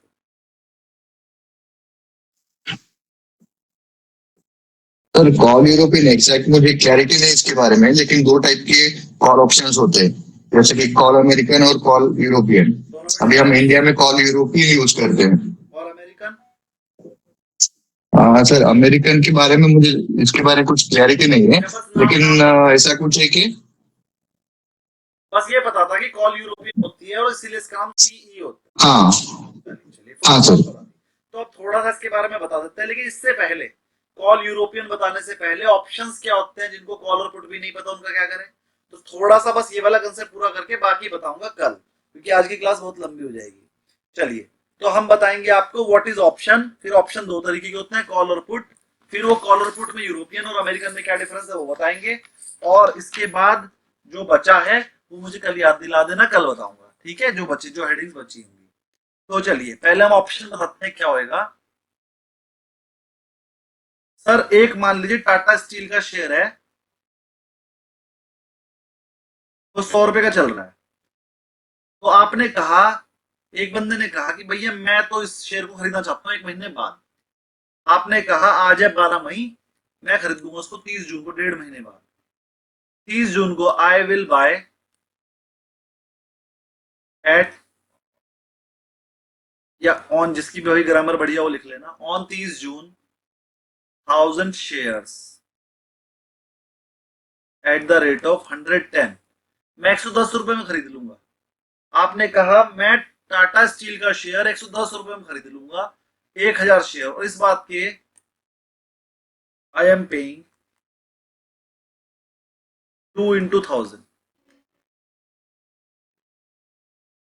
ये मिस्टर ए ने कहा कि मैं खरीदूंगा 1000 शेयर टाटा स्टील की, जो कि 100 रुपए का है। कब खरीदूंगा? 30 जून को। 30 जून को उसका शेयर चाहे 150 रुपए का हो जाए, चाहे 90 रुपए का रह जाए, मैं कितने में खरीदूंगा?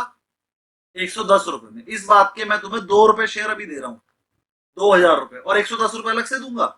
ये 2 रुपए जो दे दिए वो दे दिए, वो तो तुम्हारे हो गए, और 110 रुपए देके मैं शेयर ले लूंगा। इस बात का कॉन्ट्रैक्ट कौन कर रहा है? Mister A.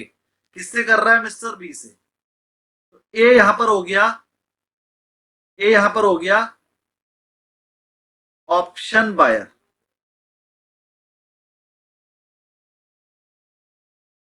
और बी यहां पर हो गया ऑप्शन सेलर, सीई का। ये बात सबको समझ में आ गई कि ए बायर और बी सेलर क्या कर रहा है इधर? कह रहा है मैं बेचूंगा। अरे ए खरीदेगा, किससे खरीदेगा? बी से तो खरीदेगा, तो बी को बेचना भी तो पड़ेगा, तभी तो वो खरीदेगा। बी सेलर है। 2 rupees, हाँ, 2 rupees per 1000। 2 rupees per share, 1000 share है, ये लिखा है मैंने शेयर।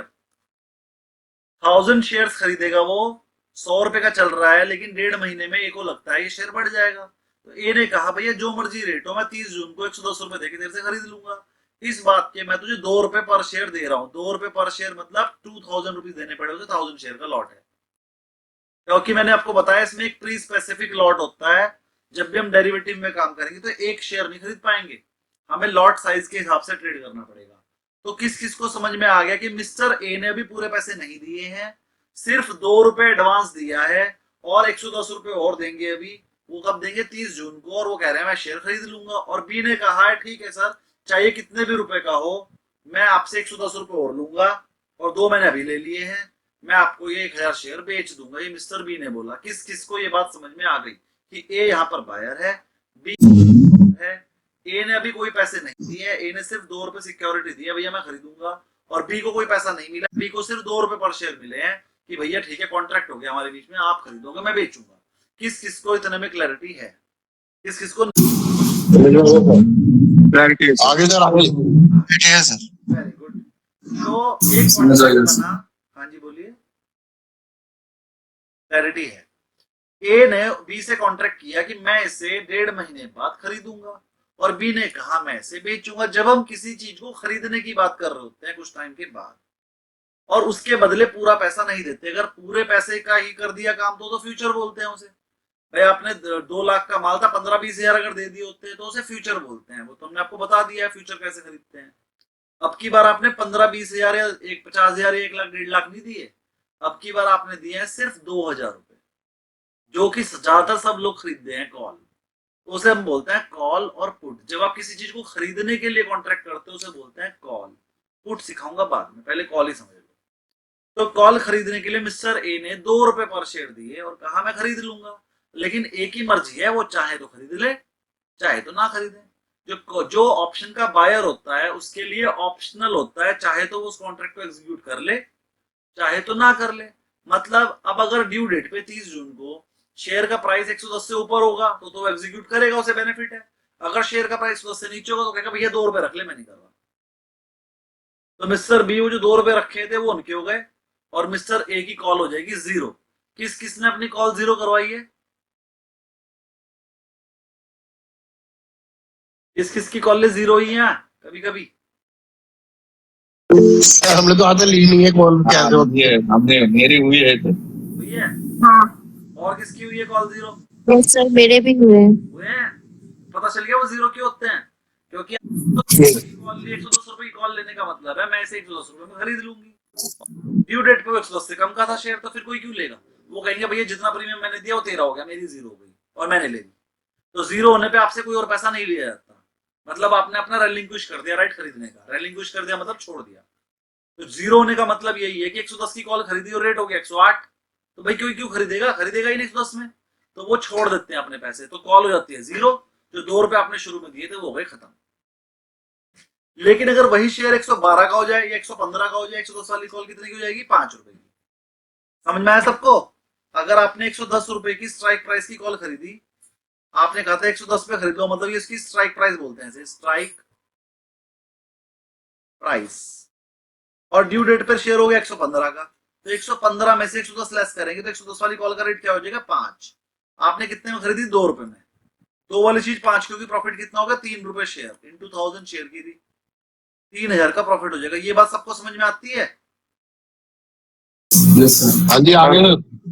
हाँ सर। किसको समझ में नहीं आई दोबारा बताऊंगा अगर कोई कहेगा तो। नो सर, नहीं आई? मैम नहीं आई क्या? नहीं आई। दोबारा समझते हैं, कोई बात नहीं।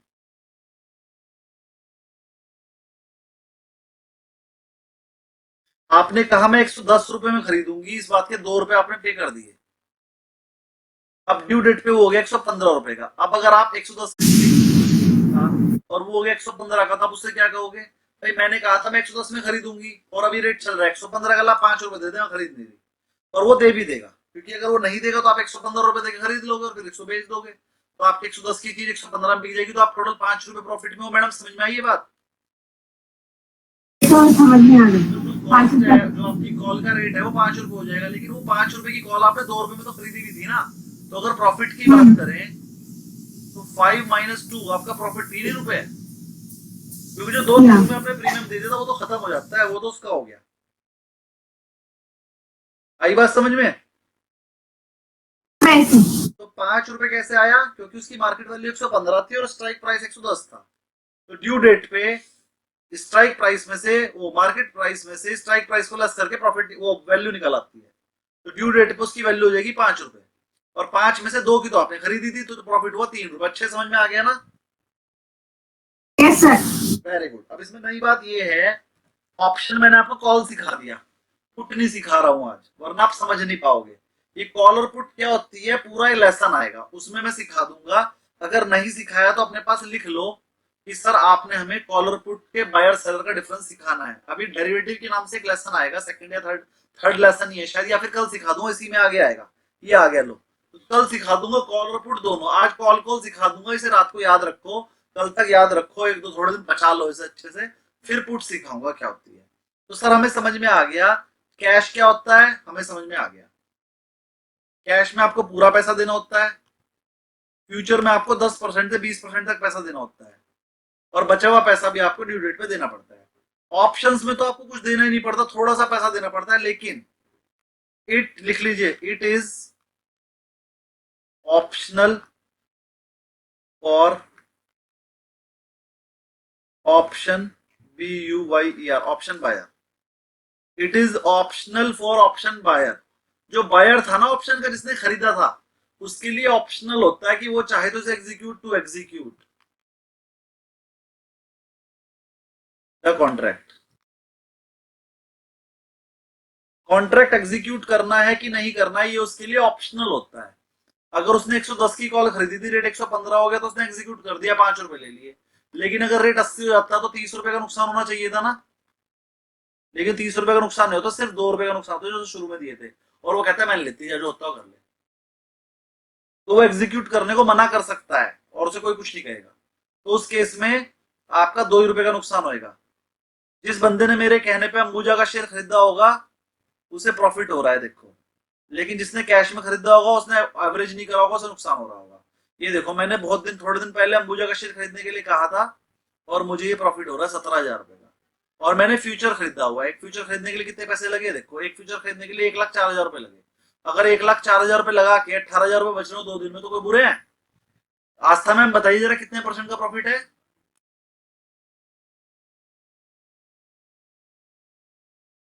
आस्था जी क्लास में है ना? राधा जी आप बताइए। 1,04,000 और मुझे 17,190 का प्रॉफिट हो रहा है। कितने % का प्रॉफिट हुआ? 1 लाख। कितना परसेंट सर? 1,04,000 लगाए और 17,000 का प्रॉफिट हो रहा है। कितना हुआ बताइए कोई भी? 16% से ज्यादा 17%। 16%। तो एक दिन में 16% कोई कमा सकता है क्या? 1-2 दिन में, हफ्ते में? नहीं सर। हमने तो नहीं, कमा लिया, सर। आपके सामने है। Sir. अच्छा, दूसरा दिखाता हूँ। चलो, मैंने 1-2 दिन पहले PNB भी खरीदवाया था शायद। देखिए, मैंने PNB 95 का खरीदा था, 96.34 हो गया आज। इसको खरीदने में देखो कितने पैसे लगे हैं, 2 लाख रुपए। 2 लाख रुपए लगा के 8,000 रुपए कमा रखे हैं। 9,000 कितने % हो गया? 4,500, 4.5%। तो एक दिन में 4.5% कमाना कोई बुरा है क्या? नहीं। No. मैंने बेचा नहीं।